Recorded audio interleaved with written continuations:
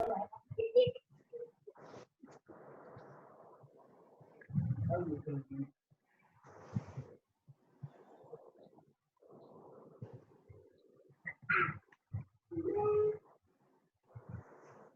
तो लॉग दोनों साइड पे लॉग ले लेंगे आप। Log y is equal to log ये ए बी की power x, A B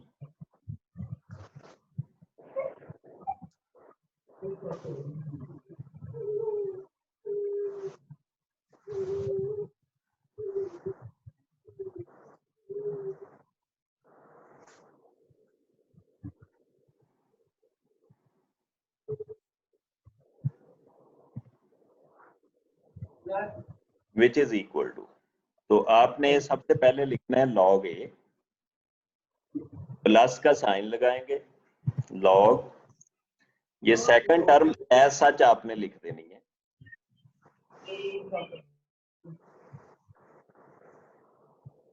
control B, log B की पावर एक्स। और इसको जब फर्दर आपने ये माइक अपने म्यूट पता नहीं क्यों नहीं आप लोग करते।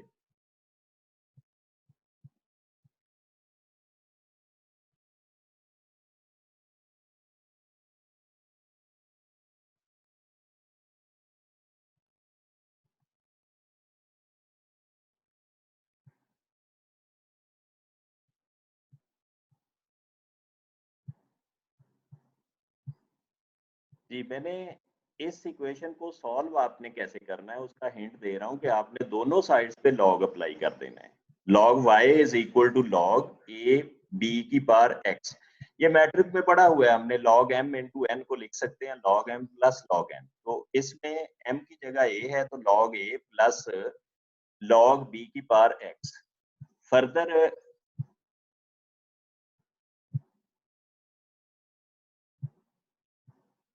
Is equal to log a plus x multiplied by log b।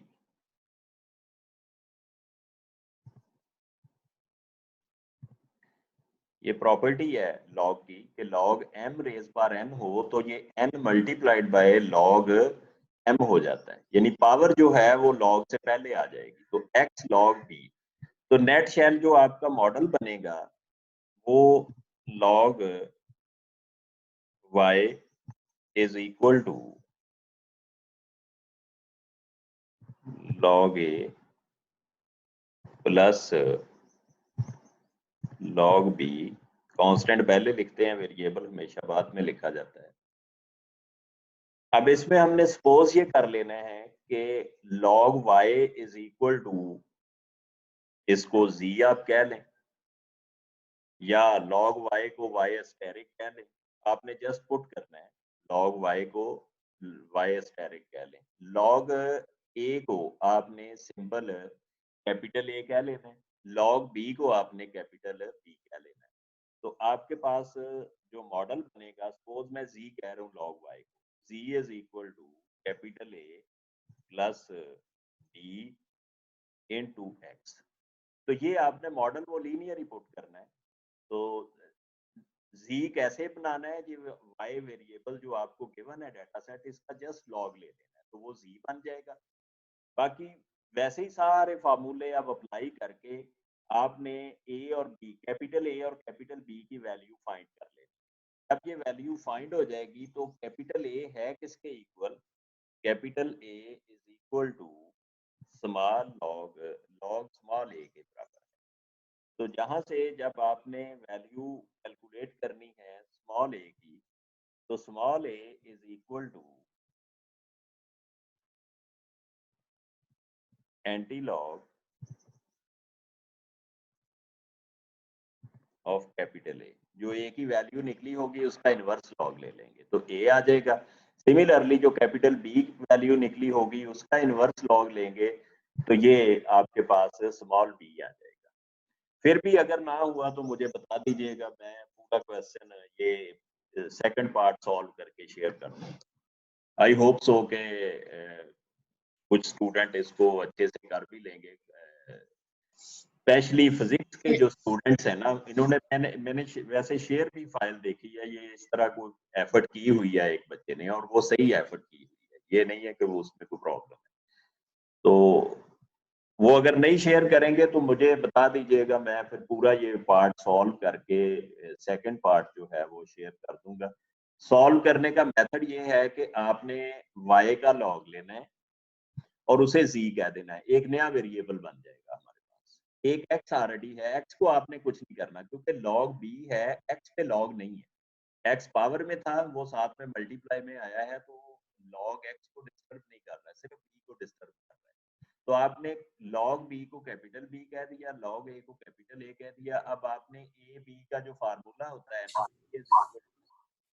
y bar minus b1 x बार, या आप log a को b0 कह दें और log b को आप b1 कह दें।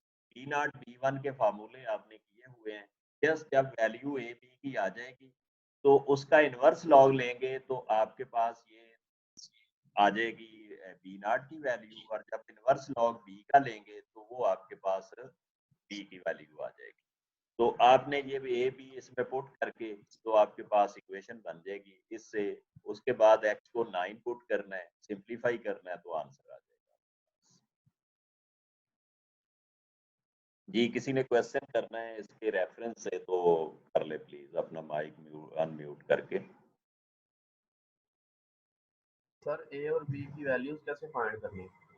वो आपने देखो, ये z को आप y कह लें, एक कैपिटल A जो मैंने कहा है इसको b0 कह लें, और b को आप b1 कह लें, स्मॉल b1 x। तो आपने ये मॉडल फिट किया हुआ है y is equal to b0 plus bx। सिर्फ z ये y दिया हुआ है, इसको z में कन्वर्ट आपने कैसे करना है, उसका लॉग ले लेना है। log 32, log 47, log 64, log 87, log 125, log 145 and log 275। तो नई वैल्यू z की आ जाएगी, x की वैल्यू ऐसा यूज करनी।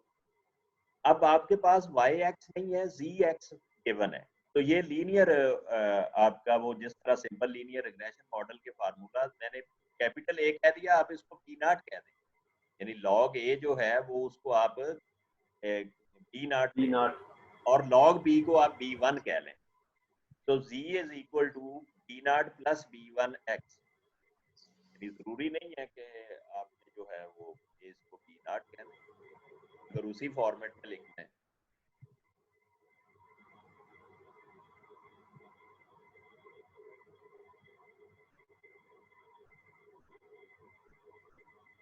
ये ले जी, कैपिटल B अगर कंफ्यूज कर रहा है तो आप तो b1x। अब सिंपल y की जगह मैंने z रख दिया क्योंकि डायरेक्ट y नहीं आप ले सकते। आपका मॉडल कह रहे हैं कि पहले आप लॉग लेंगे, लॉग लेके ये पावर्स वगैरह लीनियर में शिफ्ट होगा। जब लीनियर में शिफ्ट हो जाएगा तो फिर आप इसको आगे फर्दर सॉल्व कर सकते हैं। अब b0 b1 जब आ जाएगा तो सिंपली आपने ये b0 की वैल्यू जो है b0 log a के बराबर रख लेना है। जो भी b0 सपोज 2 आता है तो log a is equal to 2, तो a की वैल्यू कैसे निकालेंगे, इनवर्स log ले लेंगे 2 का, तो वो a की वैल्यू आ जाएगी। इसी तरह जब आपने b1 की वैल्यू सपोज 5 आती है तो आपने तो b की वैल्यू निकालनी है, तो आप इनवर्स लेंगे तो वो b की वैल्यू, a b की जब वैल्यू निकल आएगी तो वो इधर पुट करके आपके पास मॉडल आ जाएगा। जी, क्वेश्चन 2 में स्टूडेंट्स ने 2-3 ने जो क्वेश्चन पुट किया था, एक तो ये था कि show that f is equal to T square. उसको मैंने रिस्पांस उस वक्त भी कर दिया था कि आपने सिंपली बीटा 1 को t से भी टेस्ट कर लेना है और बीटा 1 को f से भी कर लेना है। ये क्लास में पॉइंट डिस्कस हुआ है। आप देखेंगे कि t कैलकुलेटेड का जब स्क्वायर करेंगे तो वो f कैलकुलेटेड के बराबर आ जाता है, और यही चीज आपने प्रूव करनी। मीन के f is equal to T square अगर आपने प्रूव करना है तो आपको बीटा 1 को f टेस्ट से भी टेस्ट करना होगा और टी टेस्ट से भी करना होगा। जो टी की वैल्यू आएगी टी कैलकुलेटेड की, उसका सिंपली स्क्वायर ले लेंगे तो एफ कैलकुलेटेड के इक्वल आ जाएगा।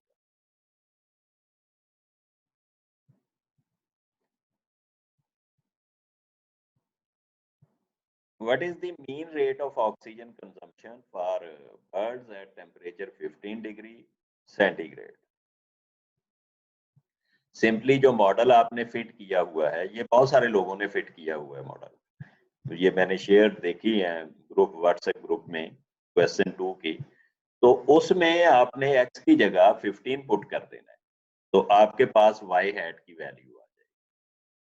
तो वो mean rate of oxygen consumption for birds at temperature 15 degree centigrade आ जाएगी। Also construct 99% confidence interval for this mean rate। ये हमने डिस्कस नहीं किया था, तो इसको मैं एक स्लाइड मैंने बनाई है, उसको मैं इस पार्ट को एड्रेस करने के लिए उसको डिस्कस करूंगा। उसके बाद आई होप सो कि आप इसको, इस पार्ट को भी एड्रेस कर लेंगे। तो वो मैं अभी फाइल, ये पहले पार्ट वन बाय वन मैं सारा डिस्कस कर लूँ, तो फिर उस पे जाके वो फाइल में शेयर करके ना तो उसको एक्सप्लेन कर दूंगा कि ये 9th पार्ट को का जो सेकंड है, also construct 99% confidence interval for this mean rate, ये कैसे फाइंड करना है, ये हम डिस्कस करते हैं अभी। क्वेश्चन 3 में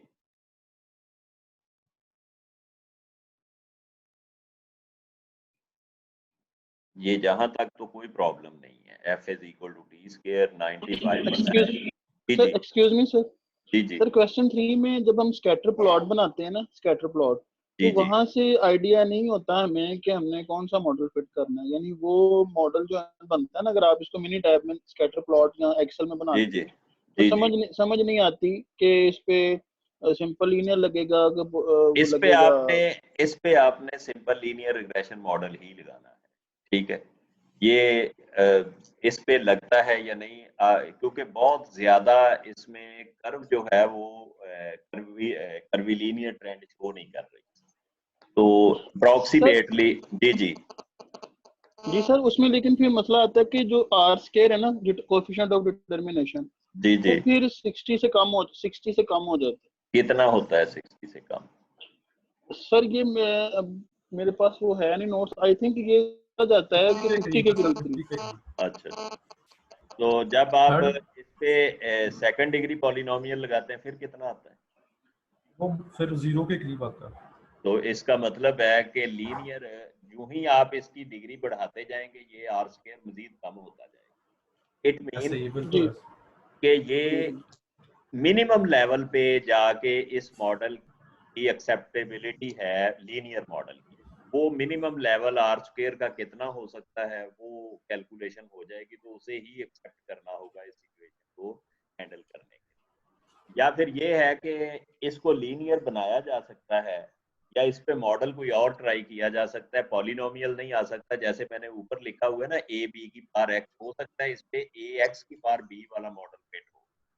तो अगर आपको, चूंकि वो मैंने मॉडल्स डिस्कस नहीं किए इसलिए वो मॉडल नहीं आपने ट्राई करने, आपने इस पे मिनिमम जो एक्सेप्टेबल लेवल है आर स्क्वायर का, वो लीनियर से ही अचीव होता है। 60% है तो ये 60 के करीब करीब आ रहा है। ये मैंने ट्राई किया था क्वेश्चन, इस पे model basically y is equal to A x की पावर b फिट होता है, वो से आर स्क्वायर जो है वो मेरा ख्याल को 80% के करीब करीब चला जाता है। तो उस चक्कर में मैं नहीं डालना चाहता आपको, आप सिंपली इसको सिंपल लीनियर रिग्रेशन मॉडल से सॉल्व कीजिएगा। सर में जो जी सर क्वेश्चन नंबर 2 में ही चौथा पार्ट है जी, find standard error of estimate. Find standard error of estimate, S E आपने फाइंड करना है, एस स्क्वायर, तो एस स्क्वायर ई तो आपने जब मैंने कैलकुलेशन करवाई थी ये एसएलआर, जी मैं ये वही है, हाँ सिर्फ उसका स्क्वायर रूट ले लेना है, ठीक है, स्क्वायर रूट ले लेना बस, ठीक है, यही पूछना मेहरबानी। अच्छा, 6 part equal to T square है, ये टी स्क्वायर, सर ये मैंने हाँ जी, किया आपने, वो ठीक है। मैंने यही पूछना है कि ये अगर किसी भी क्वेश्चन में बराबर आते हैं, इट मीन ये क्वेश्चन ठीक हल कर रहे हैं, सॉल्व कर रहे हैं। ये सिंपल लीनियर रिग्रेशन में देखिए, अगर आपने राउंडिंग अप राउंडिंग डाउन की प्रॉब्लम नहीं है इसमें, तो देन ये इक्वल आ जाता है, एग्जैक्टली इक्वल आ जाता है। अगर आपने राउंडिंग अप राउंडिंग डाउन बहुत ज्यादा की हुई है ना, बड़ी बेदर्दी से, लाइक 10.75 है और आपने वो 75 को वैसे ही इग्नोर कर दिया, 10 लिख दिया, या फिर 10.65 को आपने राउंड करके 11 लिख दिया, तो वहां पे जाके फिर ये प्रॉब्लमेटिक होगी कि फिर f is equal to T square exact नहीं आएगा, डेफिनेटली वो राउंडिंग एरर फिर अकर होगा। अगर आपने राउंडिंग्स प्रॉपर वे से की हुई है ना, तो 2 डिजिट तक प्रॉपरली आपने राउंडिंग अप राउंडिंग डाउन की हुई है, तो देन ये अप्रोक्सीमेटली इक्वल आ जाते हैं, समटाइम एग्जैक्टली इक्वल आ जाते हैं। अगर डेसिमल नहीं है ना, तो फिर तो एग्जैक्टली इक्वल आ जाते हैं। अगर डेसिमल है तो फिर वो राउंडिंग अप राउंडिंग डाउन इस तरह कर करा के ये तकरीबन इक्वल आ ही जाते हैं। मेरा क्वेश्चन ये था कि मतलब इक्वल आ जाए तो इट मीन कि हम ठीक सॉल्व कर रहे हैं question. Yes yes, why not. Thank you, इसका मतलब सारी कैलकुलेशन आपकी, प्रीवियस ठीक स्टैंडर्ड एरर और उनके एस्टीमेट्स एवरीथिंग ओके है। ठीक, थैंक यू। अच्छा, इसमें फिर ये है test the hypothesis that mean dioxygen, ये क्लियरेंस इज मोर देन 14, ये मीन कंजप्शन जब भी किसी चीज की निकालनी, ये मैं ना डिस्कस करता हूँ, एक स्लाइड मैंने बनाई है, मीन वैल्यू ऑफ वाई के लिए कॉन्फिडेंस इंटरवल कैसे बनाने हैं और मीन वैल्यू के लिए हाइपोथेसिस कैसे टेस्ट करना है, इसको मैं डिस्कस करता हूँ कि फिर ये आप पार्ट 8 जो है वो क्वेश्चन नंबर 3 का हल कर लेंगे। इसी तरह क्वेश्चन नंबर 4 में भी प्रॉब्लम यही आ रही है हमें, सिर्फ इस क्वेश्चंस में आ रही है। ये क्वेश्चन पार्ट 6 है, 95% confidence interval for beta not beta 1, ये आप लोगों ने कर लिया और ये मैंने करवाया भी था और नोट्स भी शेयर किए हुए हैं। सर एक्सक्यूज मी, आपने सर इस पे भी एसएलआर लगाना है? ये इस पे भी आपने एसएलआर ही लगाना है, ठीक है। लेकिन सर इसका आपने स्कैटर प्लॉट बना के देखा, मैंने वो तो देखा, जिग-जैग यानी अप वो और डाउन अप zigzag, डाउन आ रहा है। इसमें जब इस तरह की सिचुएशन होती है, अगेन हमने ट्रांसफॉर्मेशन अप्लाई करनी होती है, लॉग ट्रांसफॉर्मेशन। तो आपने अच्छा without applying the log transformation सिर्फ इसको एसएलआर मेथड से सॉल्व करने की कोशिश करें, ठीक है जी जी। जी। अच्छा, इसमें y म्यू y गिवन 2.5, ये आपने इसका कॉन्फिडेंस इंटरवल कैसे लिखना है और इसको 10 के बराबर टेस्ट कैसे करना है। ये दो पार्ट्स जो हैं 6 और 7, ये अभी मैं डिस्कस करूंगा नेक्स्ट जब सेशन स्टार्ट होगा, उसमें ये दोनों पार्ट्स जो हैं एग्जैक्टली इस क्वेश्चन के लिए तो नहीं डिस्कस करूंगा। जो मैंने सिंपल लीनियर रिग्रेशन मॉडल पढ़ाया था ना क्लास में, उस क्वेश्चन को मैंने एक्सटेंड किया है इन दो पार्ट्स के लिए, यानी ये दो पार्ट्स को फिर एड्रेस करना आपको आ जाएगा जब वो डिस्कस कर लेंगे।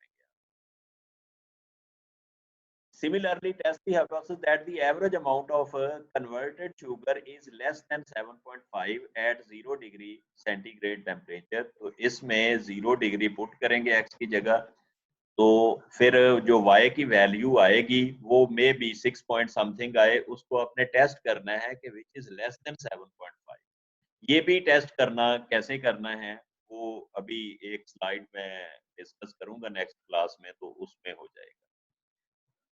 क्वेश्चन नंबर 5 और क्वेश्चन नंबर 6 और 7, इसके मैंने हिंट लिखे हुए हैं, वो फाइल मैं शेयर करता हूं अभी, तो उससे डिस्कस कर लेते हैं।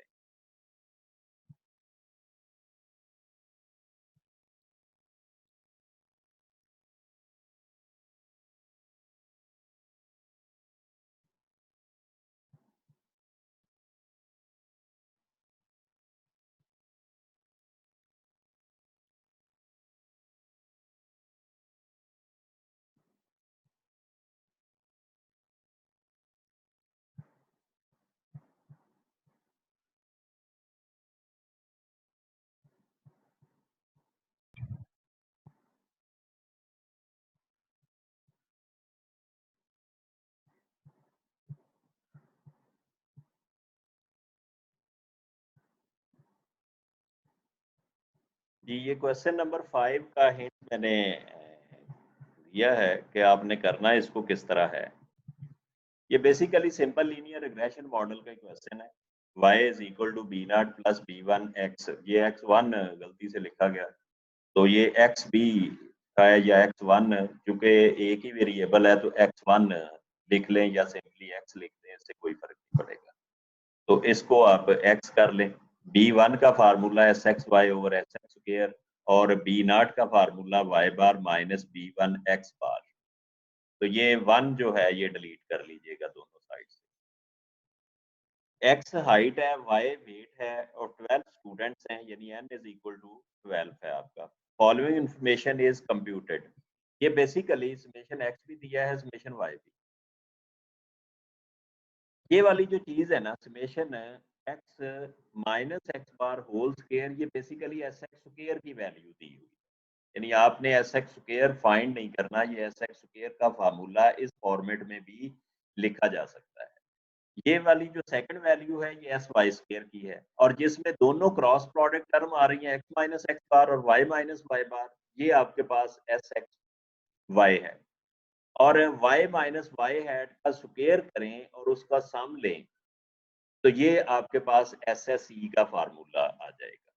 मीन के एस एस ई एक तो T S S minus S S are से भी निकल सकता है, दूसरा एस एस ई इस मेथड से भी निकल आता है। तो ये आपने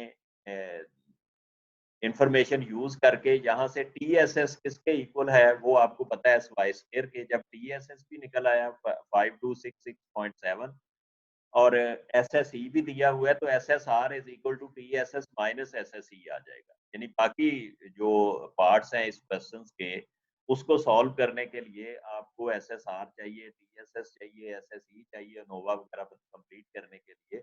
तो ये एस एस ई गिवन है, summation y minus y hat का स्क्वायर करें तो ये एस एस ई आता है हमारे पास। और ये S x square S Y square S X Y Y minus Y bar का स्क्वायर फिर सम लिया है तो ये एस वाई स्क्वायर बन जाता है। एक्स माइनस एक्स बार का स्क्वायर करें तो ये एस एक्स स्क्वायर बनेगा। जब जिसमें दोनों चीजें आ जाती हैं x minus x bar into Y minus Y बार, वो बेसिकली एस एक्स वाई है। तो ये सारी इंफॉर्मेशन कैलकुलेट करके दी, आपने सिर्फ ये फार्मूलाज यूज करके वैल्यूज निकालनी। क्वेश्चन नंबर 6 में बेसिकली दो वेरिएबल्स थे, एक डिपेंडेंट वेरिएबल और दो independent variable x1 and x2। तो मैंने मिनी टैब आउटपुट के दी आपको। मैंने मल्टीपल रिग्रेशन का question with on the basis of the mini tab output पूरा करवाया हुआ है। आप यही इंफॉर्मेशन रिक्वायर्ड है मॉडल लिखने के लिए, फिर उनकी पार्शियल इफेक्ट को टेस्ट करने के लिए TSS और SSR चाहिए होगा ओवरऑल सिग्निफिकेंस टेस्ट करने के लिए। तो अनोवा टेबल बनाना है, अनोवा टेबल में TSS SSR आ जाए तो SSE बाय सब्ट्रैक्शन निकल सकता है। R स्क्वायर निकालना है तो ये दोनों इंफॉर्मेशन से निकल आएगा। आपने पार्शियल इफेक्ट टेस्ट करने हैं कि β1 इज इक्वल टू 0 आपने टेस्ट करना है, तो SB1 चाहिए और B1 चाहिए, ये दोनों वैल्यू गिवन है। Similarly, if we want to test the partial effect of a second variable β2 is equal to 0, so then we need B2 and SB2. Similarly, if someone want to test the hypothesis beta naught is equal to 0, then he required these two information, B naught as well as SB1, SB naught. तो ये दोनों information भी given है। Mean के जो भी part आप पे फर्दर पुट किए गए हैं उनको सॉल्व करने के लिए जो इंफॉर्मेशन रिक्वायर्ड है वो मिनी टैब आउटपुट की, मैं अगर आपको कोई कैलकुलेशन बेस दूंगा तो वो सिर्फ सिंपल लीनियर रिग्रेशन मॉडल पूछा जा सकता है कि वेरिएबल की वैल्यू दे दी जाए।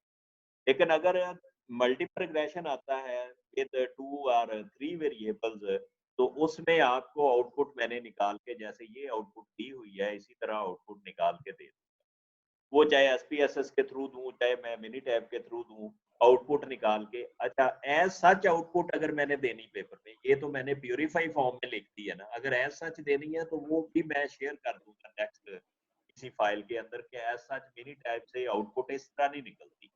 ये इंफॉर्मेशन खुद से हमने फिर बनानी होती है। तो वो इंफॉर्मेशन कैसे डिस्प्ले होती है वो भी अगर आज टाइम मिल गया तो उसको मैं डाटा पुट करके वो भी आपके सामने रखूंगा। फिर क्वेश्चन एक्सक्यूज मी सर, जी जी सर क्वेश्चन नंबर 6 में अगर हम इसी डाटा से अपना आर स्क्वायर निकालें ना तो वो 8% आ रहा है, 8%। अच्छा जी, ठीक तो ये मॉडल कैसे फिर ये हम this फिर model is 8% है। this model is not good fit. Technically this model is not a good fit. ठीक है, जरूरी नहीं है कि जो मॉडल भी आपने फिट करना है वो बेस्ट फिट है, गुड फिट है और नॉट गुड फिट। जब नॉट गुड फिट होता है तो स्टोरी यहाँ पे खत्म हो जाती है, हम फर्दर एनालिसिस नहीं करते। लेकिन पेपर में अगर पूछा जाए फर्दर एनालिसिस का तो वो करना भी होता है, ये नहीं कि आप पेपर में ऐसा नहीं लिख सकते। हाँ, अगर मैं ये लिख दूं कि test the overall significance if required या इफ पॉसिबल, तो ये पॉसिबल कब होगा जब आर स्क्वायर की वैल्यू 60% से अबव होगी, तो ये पॉसिबल है। मीन के if model is good fit और best fit then it is possible to test the overall significance as well as partial effects. ये दोनों चीजें टेस्ट करने के लिए आर स्क्वायर आपका मीन के जो मॉडल फिट किया है वो गुड फिट होना चाहिए या बेस्ट फिट होना चाहिए। लेकिन अगर पेपर में इफ पॉसिबल की रिस्ट्रिक्शन नहीं इम्पोज की जाती, जस्ट आपसे डिमांड किया जाता है कि test this overall significance of the regression model, तो आपने एक्सक्यूज नहीं देना कि जी वो तो हमारे पास आर स्क्वायर बहुत कम है तो हम नहीं कर सकते। वो एक्सक्यूज अपनी जगह पे, लेकिन जब कहा जाए डिमांड ऑन डिमांड तो हम करेंगे सारा कुछ। ठीक है जी, और कोई क्वेश्चन 6 के रेफरेंस से बात कर ले। No question. क्वेश्चन नंबर 7 में सर Again- पार्ट 4 जो एक्सक्यूज मी सर पार्ट 4 जो है 6 क्वेश्चन का, सर इसको थोड़ा बता दें। रीड करें पार्ट 4। मेरे पास असाइनमेंट नहीं ओपन, ये मैंने अब उसके हिंट लिखे हुए हैं, तो रीड करें पार्ट 4 क्या है। आपके पास असाइनमेंट है ना पड़ी हुई? जी sir, what is the part of variation in